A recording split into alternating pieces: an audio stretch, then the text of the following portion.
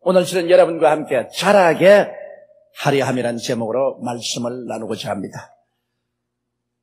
동식물을 할 것 없이 살아있는 물체는 하나님께서 정해놓으신 분량만큼은 다 자라나게 됩니다. 자라나지 못하는 동식물은 병들거나 그렇지 않으면 불구가 되어서 쓸모없게 되고 맙니다. 신앙인도 그와 꼭 같습니다. 우리가 구원을 얻는 데는 예수 그리스도의 보혈을 믿음으로 무조건 구원을 얻습니다. 그게는 차별이 없습니다. 예수 믿기만 하면 죄에서 노예남 받고 구원을 얻고 하는 백성이 됩니다. 그러나 구원을 받고 난 연후에 우리 신앙이 자라야만 하는 것입니다. 성경 에베소서 4장 13절에는 우리가 다 하나님의 아들을 믿는 것과 아는 일에 하나가 되어 온전한 사람을 이루어 그리스도의 장성한 분량이 충만한 데까지 이르리니라고 말하고 있습니다.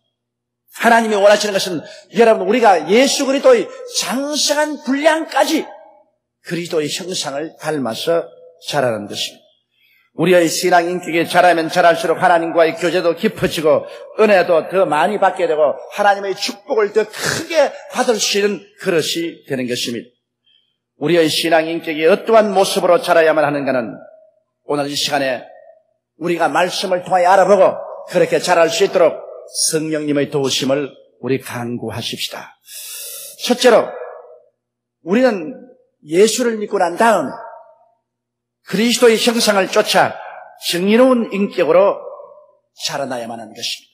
에베소서 4장 17절로 24절에 그러므로 내가 이것을 말하며 주 안에서 증거하노니 이제부터는 이방인이 그 마음의 허망한 것으로 행함같이 너희는 행하지 말라. 저희 총명이 어두워지고 저희 가운데 있는 무지함과 저희 마음이 굳어짐으로 말미암아 하나님의 생명에서 떠나 있도다.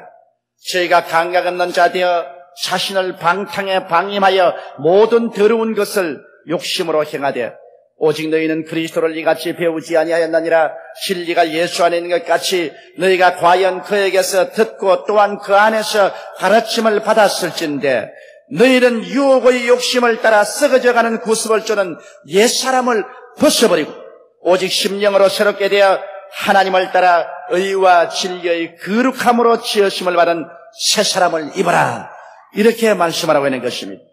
그러므로 우리는 새 사람, 즉 정의로운 사람으로 성장하지 않으면 안 됩니다. 여러분, 바로 하나님의 계명이 우리에게 하나님의 정의가 무엇인 것을 보여주는 것입니다. 하나님의 계명을 지키고 사는 것은 우리가 정의롭게 자랄 수 있는 길인 것입니다. 계명은 구원을 얻는 조건은 아닙니다.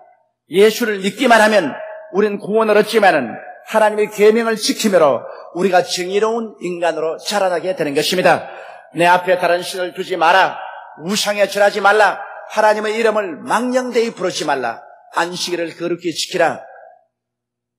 내 부모를 공경하라. 살인하지 말라. 간음하지 말라. 도둑질하지 말라. 내 이웃을 거짓 증거하지 말라. 내 이웃을 탐하지 말라는 이 계명은 바로 정의의 법인 것입니다. 이 계명을 우리가 열심히 지킴으로 정의로운 삶을 살아갈 수가 있는 것입니다.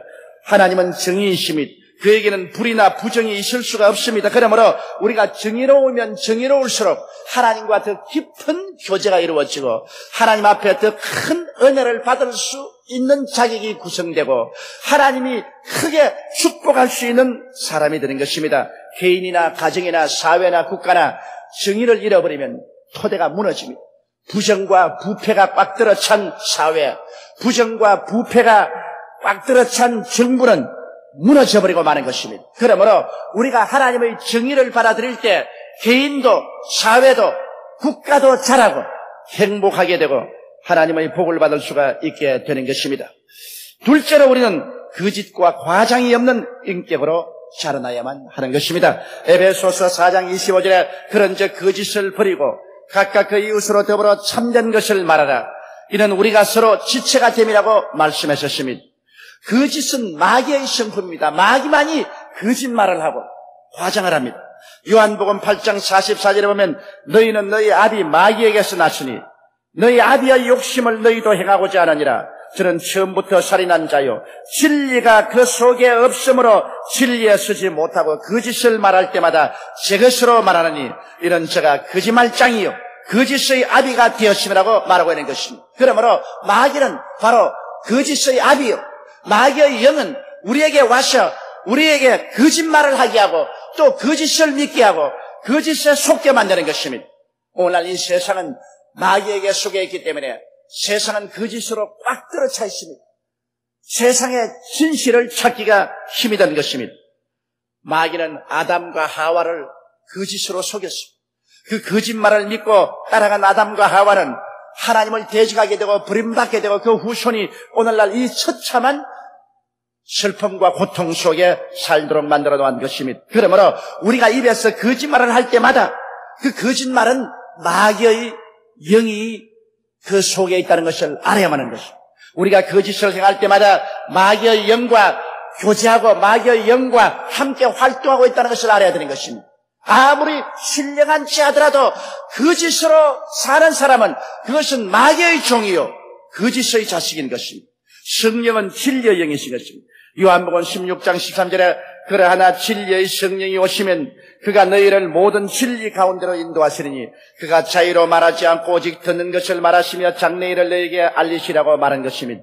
그러므로 여러분 하나님의 성령은 진리의 영이요 진실을 말하는 영입니다. 우리가 참을 생각하고 참을 말하고 참되게 생활할 때 성령이 우리와 같이 계신 것입니다. 이러므로 성령 충만한 사람은 거짓말을 하지 않고 진리를 말하는 사람인 것입니다. 그러나 마귀가 같이 한 사람은 입만 열면 거짓말을 말합니다.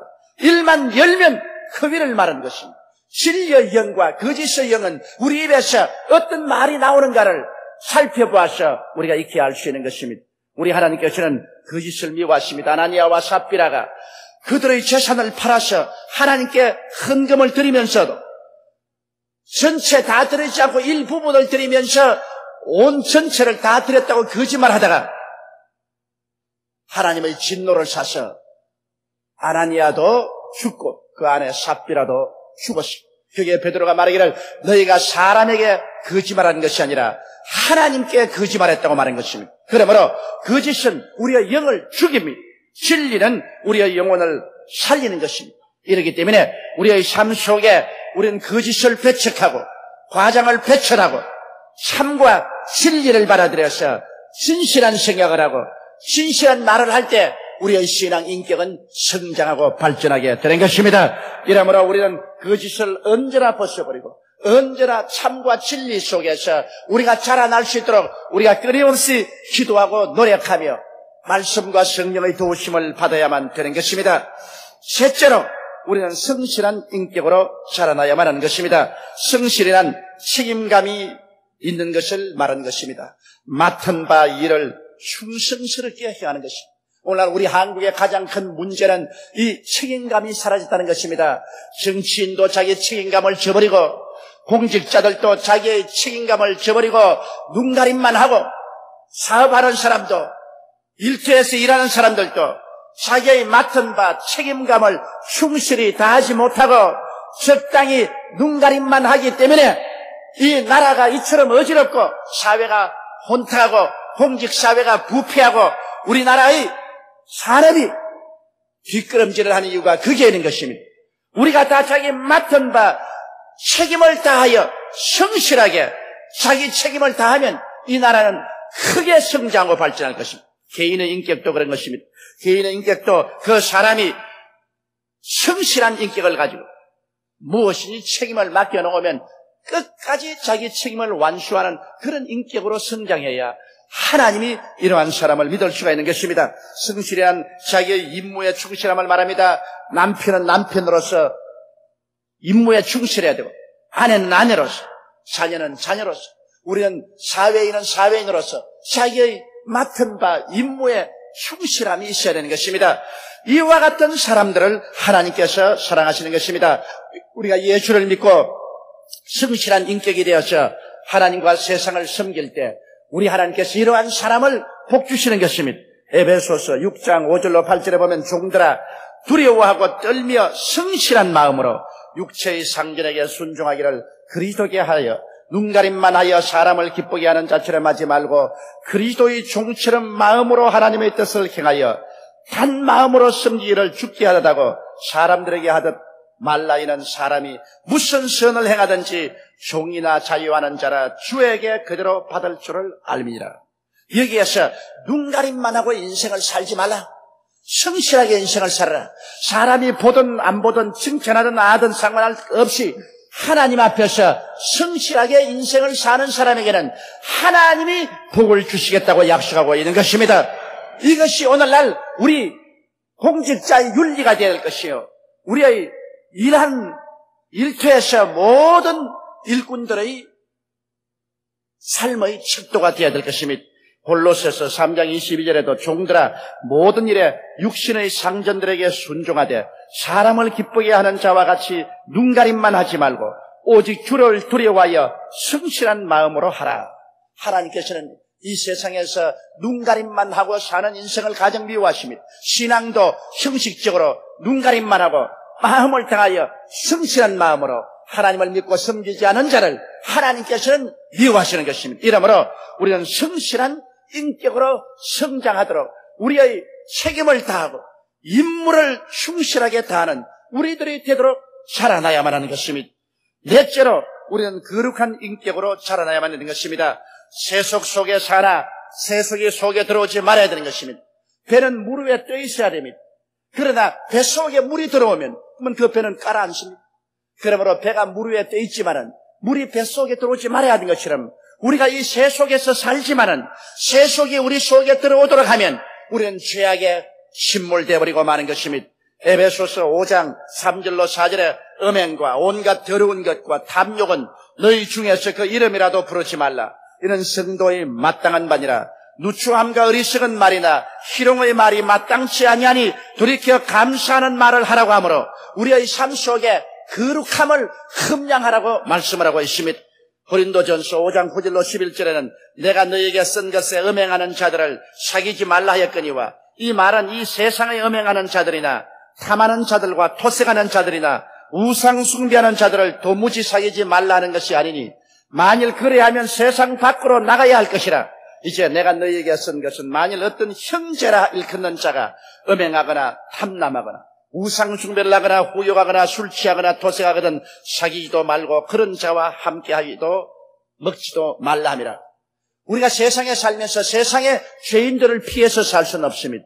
세상 죄악 가운데서 죄인들과 더불어 우리는 사업도 하고 생활도 합니다. 그것은 피할 수 없습니다. 그러나 우리 예수 믿는 사람이라고 하면서 세속과 일체가 되어서 음란하고 방탕하고 토색하고 사기치고 하는 사람이 있거들랑 이런 사람과는 사귀지 말라는 것입니다.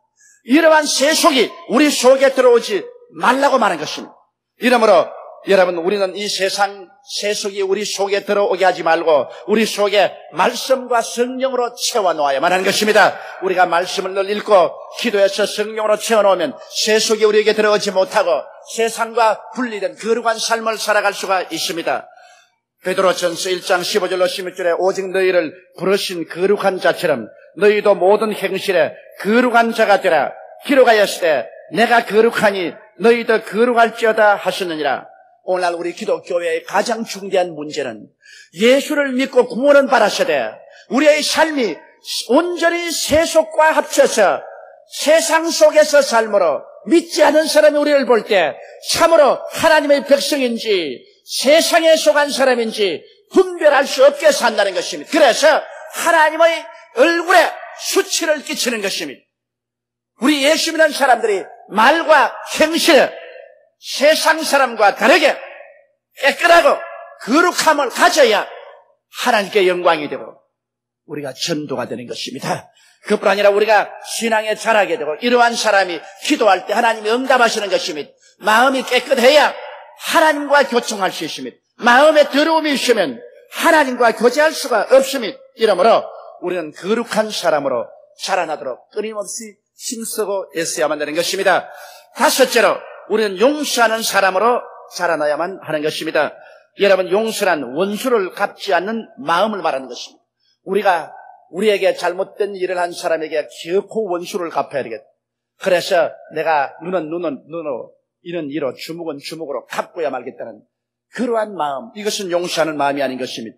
로마서 12장 19절로 21절에 내 사랑하는 자들아 너희가 친히 원수를 갚지 말고 진노하심에 맡기라. 기록하였으되 원수 갚는 것이 내게 있으니 내가 갚으리라. 주께서 말씀하시느니라. 내 원수가 줄이거든 먹이고 목마르거든 마시오라. 그리하므로 내가 숯불을 그 머리 위에 쌓아놓으라. 악에게 지지 말고 선으로 악을 이기라. 이러므로 용서하는 사람이란 원수를 갚지 않는 마음을 말하는 것입니다. 이것은 참으로 힘이 듭니다만, 그러나 하나님께서는 우리 예수 믿는 사람들이 용서하는 마음을 가져야 하나님과 교통이 된다는 것입니다. 또한 용서라는 것은 미움과 원한을 푸는 것입니다. 상대방에 대해서 미움을 가지고 원한을 꽁지고 어디 두고 봐라, 너 잘 되는가 보자, 이렇게 원한을 가지고 있으면 마음속에 쓴물이 끊임없이 올라옵니다. 이 원한이 자기의 마음을 괴롭힙니다. 자기의 삶을 저주스럽게 만들어버리고 맙니다. 그리고 남도 못 살게 만들고 마는 것입니다. 그러므로 우리 마음속에 이 미움과 원한을 풀어버리면 이것이 용서인 것입니다. 마가복음 11장 25절에 서서 기도할 때 아무에게나 혐의가 있거든 용서하라. 그리하여 하늘에 계신 너희 아버지도 너희 허물을 사하여 주시라고 말씀하신 것입니다. 우리는 하나님 앞에 용서의 빚진 자들인 것입니다. 여러분과 제가 일생을 살면서 하나님 앞에 얼마나 많은 죄를 지었습니까? 우리 하나님 앞에 우리가 지은 죄는 생각으로 말로 행위로 다 이루 헤아릴 수 없습니다. 그런 우리들을 하나님은 용서하시기 위해서 예수님을 보내셔서 우리 죄를 예수께 다 짊어지우시고, 예수님 우리 죄를 대신 짊어지고 십자가에 매달려서 그 많은 고통을 당하시며 몸이 찢기고 피를 쏟고 죽음으로써 우리의 죄악을 다 청산하고 하나님이 예수를 통해서 오늘 우리를 용서하시고 불쌍히 여겨주시는 것입니다. 이러므로 우리가 누구든지 예수 앞에 나오기만 하면 하나님은 값없이 우리의 일생의 죄를 다 용서하시고 우리를 포용해 주시는 것입니다. 이러므로 우리는 용서의 빚진 자인 것입니다. 이러기 때문에 우리에게 죄 지은 자를 우리가 원수를 갚으려고 하지 말고, 또 우리의 죄 지은 자에 대해서 우리가 원한을 품고 한을 가지고 그들을 저주하는 마음을 갖지 않고 풀어버리는 이러한 용서를 가져야 되는 것입니다. 우리가 용서하고 한 걸음 나아가서 적극적으로 사랑할 수 있으면 더 좋습니다. 사랑이란 용서보다 한 발자국 더 나아가서 나에게 해를 끼친 사람에게 선을 베풀어주고 복을 베풀어주고 도움을 베풀어주는 것입니다. 그러므로 사랑한다는 것은 용서보다 더 큰 결단이 필요하고 힘이 필요한 것입니다. 그러나 용서만은 우리가 꼭 해야 우리의 인격이 신앙 속에 자라나는 것입니다. 여섯째로 우리는 겸손한 사람이 되어야만 하는 것입니다. 교만은 자기를 자랑하고 높이고 경비하는 행위인 것입니다. 우리가 교만해지면 자기밖에 안 보여요. 날 좀 보라. 내가 얼마나 잘났는가. 나는 훌륭하고 나는 위대하다. 사람이 자기를 높이고 자기를 자랑하고 자기를 경배하게 되면 그때부터 남을 무시하게 되고 남을 멸시하게 되는 것입니다. 이렇게 되면 그는 벌써 패망이 다가옵니다. 성경 잠언서 18장 12절에 사람의 마음의 교만은 멸망의 선봉이요 겸손은 존귀의 앞잡이라고 말했습니다. 우리가 교만하면 벌써 그 교만이 우리를 멸망으로 이끌어가는 선봉이 된다는 것입니다. 그러나 겸손은 우리를 존귀케 하는 앞잡이가 된다는 것입니다. 잠언서 11장 2절에 보면 교만이 오면 욕도 오거니와 겸손한 자에게는 지혜가 있다고 말한 것입니다. 우리가 교만하면 벌써 욕을 얻어먹게 된다는 것입니다. 수많은 사람에게 욕을 얻어먹게 되면 벌써 교만이 있는 것입니다. 정치가가 수많은 사람에게 욕을 먹으면 그것은 교만하기 때문에 그런 것입니다. 사업가가 수많은 사람에게 욕을 얻어먹으면 그것은 교만하기 때문에 그런 것입니다. 지도자가 수많은 사람에게 욕을 얻어먹으면 그는 교만하기 때문에 그런 것입니다. 겸손하면 존귀도 다가오고 겸손하면 하나님의 영광도 다가오게 되는 것입니다. 그러므로 참된 겸손이란 자기를 낮추고 하나님께 모든 공을 돌리는 것이 참된 겸손인 것입니다. 무슨 일이 있어도 내가 한 것이 아니라 하나님의 은혜로 되었다는 것을 인정하고 영광을 우리 주 예수 그리스도와 하나님께 돌려야만 되는 것입니다. 지위가 높아져도 하나님께 영광을 돌리고, 돈을 벌어도 그것을 하나님께 영광을 돌리고, 좋은 일이 생겨도 하나님께 해주신 것을 알고 하나님께 감사와 찬양을 돌릴 때 우리는 교만해지지 않을 수 있는 것입니다. 마귀는 위대한 천사였으나 자기를 칭찬하고 자기를 경배하고 하나님을 무시하고 멸시하고 달라들다가 쫓겨나서 마귀가 되어버리고 말한 것입니다. 아담과 하와도 자기 자신이 하나님처럼 되기 위해서 자기를 높이고 자기를 자랑하고 자기를 경배하다가 타락해버리고 말한 것입니다. 교만은 패망의 선봉이요, 거만한 마음은 넘어짐의 앞잡이가 되는 것입니다. 이러므로 우리는 항상 우리를 살펴서 우리 자신을 낮추고 겸손한 마음을 가지도록 자라나는 것이 우리 신앙생활에 절대로 필요한 것입니다. 예수님은 하나님의 아들이심에도 불구하고 그를 낮추사 사람으로 오심에 그는 사람으로서 겸손하게 사시고 죽기까지 자기를 낮추사 하나님께 충성을 했던 것입니다. 그러므로 그리스도 예수의 마음을 우리 마음에 품고 늘 이웃을 나보다 낫게 여기는 그런 심정으로 우리가 살면서 자라나야 우리가 참된 신앙인이 될 수가 있는 것입니다. 그 다음 7째로 우리가 탐욕을 부리는 인격으로 자라나야만 되는 것입니다. 여러분, 우리의 마음속에 탐욕이란 언제나 파멸을 가져옵니다. 욕심을 가진 개인도 파멸하고 욕심을 가진 나라도 역사를 통해서 볼 때 파멸했었습니다. 왜냐하면 언제나 욕심이 죽음을 가져오기 때문인 것입니다. 야고보서 1장 14절로 15절에 오직 각 사람이 시험을 받는 것은 자기 욕심에 끌려 미혹 때문에 욕심이 잉태한 적 죄를 낳고 죄가 장성한 적 사망을 낳느니라. 욕심이 잉태하면 죄를 낳는다는 것은 죄는 삐뚤어진 행위를 말하는 것입니다. 욕심이 잉태하면 그만 정상적인 사고를 하지 않습니다. 정상적인 행동을 하지 않습니다. 법을 어기고 완전히 삐뚤어진 행동을 함으로 죄를 짓게 됩니다. 그 죄가 계속되면 결국에는 사망과 파탄을 가져오고 마는 것입니다. 그러므로 여러분, 욕심이란 것이 우리 마음속에 들어오면 크고 작은 욕심은 우리들로 하여금 비정상적인 행동을 하게 되고 결국에는 우리가 무너지게 만들어 놓고 마는 것입니다. 이렇기 때문에 여러분, 우리는 욕심을 경계해야 됩니다. 잠언서 28장 16절을 보면 무지한 치리자는 포악을 크게 행하거니와 탐욕을 미워하는 자는 장수하리라고 말하는 것입니다. 우리가 탐욕을 미워하고 욕심을 따라가지 않으면 이로 말미암아 우리가 길게 복을 누리고 살 수 있다고 말씀하고 있는 것입니다. 그러므로 우리 마음에 우리의 분수를 아는 것이 얼마나 필요한지 말입니다. 로마서 12장 3절에는 내게 주신 은혜로 말미암아 너희 중 각 사람에게 말하노니 마땅히 생각할 그 이상의 생각을 품지 말고 오직 하나님께서 각 사람에게 넣어주신 믿음의 분량대로 지혜롭게 생각하라. 우리는 우리에게 하나님이 나누어 주신 믿음의 분량이 있습니다. 1달란트 준 사람이 있고 2달란트 준 사람이 있고 5달란트 준 사람이 있습니다. 자기에게 준 믿음의 분량 달란트에 따라서 겸비하게 살아가면 하나님께서 보시고 점점 그 분량을 더 크게 늘어나게 해 주시는 것입니다. 하나님이 우리에게 분량을 넓혀 주시기 전에 우리가 과욕을 품고 자기 분수를 모르고 행동하지 말아야 됩니다. 우리 한국 국민과 사회가 88 올림픽 이후에 우리 분수를 뛰어넘어서 우리가 살아온 것을 기억합니다. 그래서 우리 한국 사회가 과소비로 말미암아 굉장한 혼란이 다가오고 경제적인 어려움에 처하게 되지 않았었습니까? 우리가 분수를 알아야 돼. 우리의 생활 환경이 어떠한가? 우리의 현실의 국가 환경이 어떠한가? 내게 수입이 얼마나 있는가? 이런 분수를 따라서 내가 그 한계 속에서 사는 것, 이거 필요합니다.